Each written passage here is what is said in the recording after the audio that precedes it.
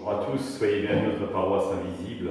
Traçons sur nous le signe de la croix, car c'est Dieu qui nous rassemble au nom du Père, du Fils et du Saint-Esprit. Amen. Prions pour nos frères et sœurs malades.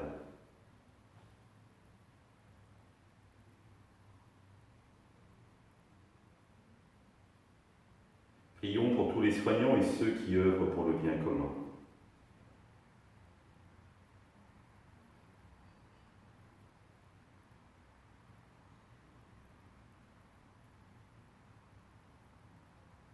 Prions pour tous ceux qui sont en angoisse, la solitude, que l'Esprit Saint vienne les visiter.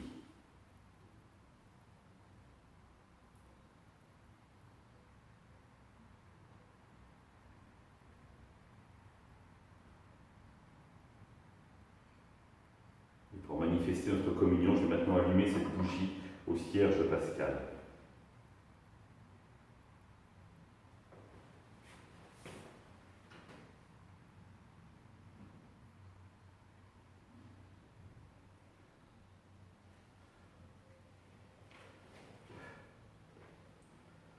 Dans l'évangile de Luc, la mère et les frères de Jésus vinrent le trouver, mais ils ne pouvaient pas arriver jusqu'à lui à cause de la foule.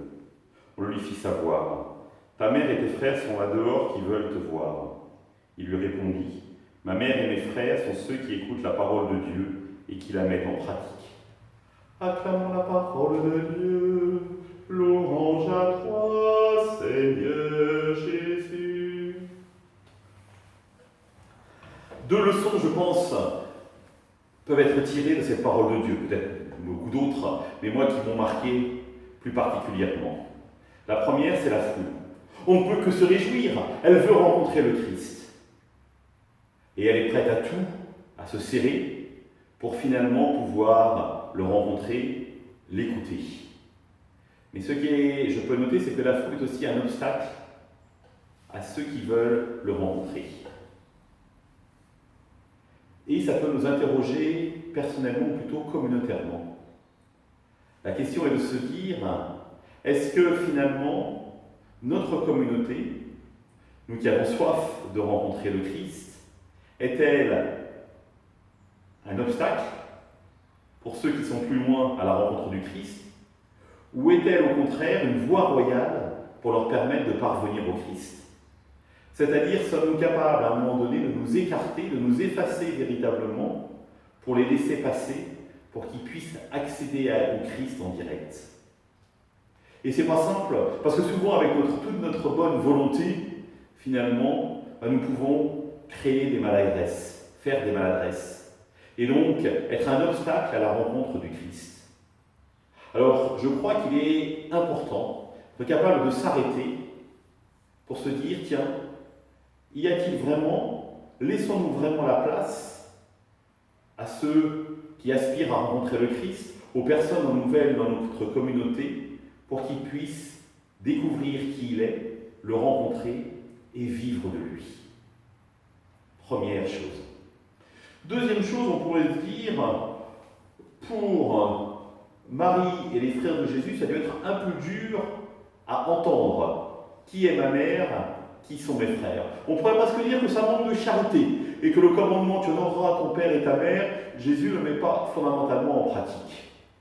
Mais Marie, nous le savons, est toute bienveillance vis-à-vis de son fils. Et la parole s'adresse surtout, non pas à elle et aux frères de Jésus, parce qu'a priori ils ne peuvent pas l'entendre, ils sont loin. En revanche, il s'adresse aux foules. Et c'est une nouvelle extraordinaire si on y réfléchit. Nous sommes les frères et les sœurs de Jésus, parce que nous écoutons la parole de Dieu, et évidemment nous ne nous contentons pas de l'écouter, nous la mettons en pratique. Et si nous sommes ses frères et ses sœurs, alors c'est-à-dire que nous avons le même Père, et le Père de Jésus, vous savez qui c'est évidemment, c'est Dieu lui-même.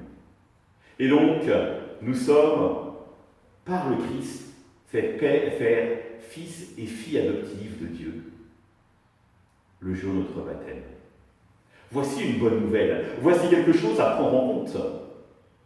Et donc, si nous avons un même Père, c'est-à-dire que nous sommes tous frères et sœurs. Et la question s'ensuit immédiatement. Si nous sommes invités évidemment à prier notre Père, comment le mettre en pratique ? cette prière, cette relation à Dieu, peut-être en veillant sur ses frères et sœurs. Et donc ça nous interroge finalement à nouveau sur notre communauté. Comment menons-nous une vie fraternelle dans notre communauté?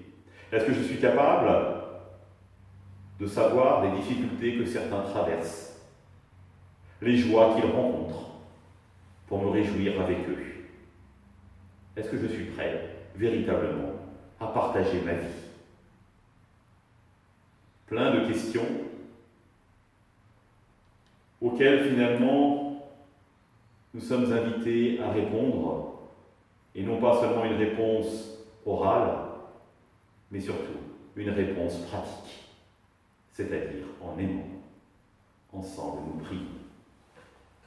Notre Père, qui es aux cieux, que ton nom soit sanctifié, que ton règne vienne, que ta volonté soit faite sur la terre comme au ciel.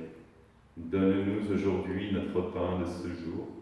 Pardonne-nous nos offenses, comme nous pardonnons aussi à ceux qui nous ont offensés. Et ne nous laisse pas entrer en tentation, mais délivre-nous du mal. Et que le Seigneur nous bénisse, qu'il nous accompagne notre journée, nous garde dans la paix, au nom du Père, du Fils et du Saint-Esprit. Amen. À demain.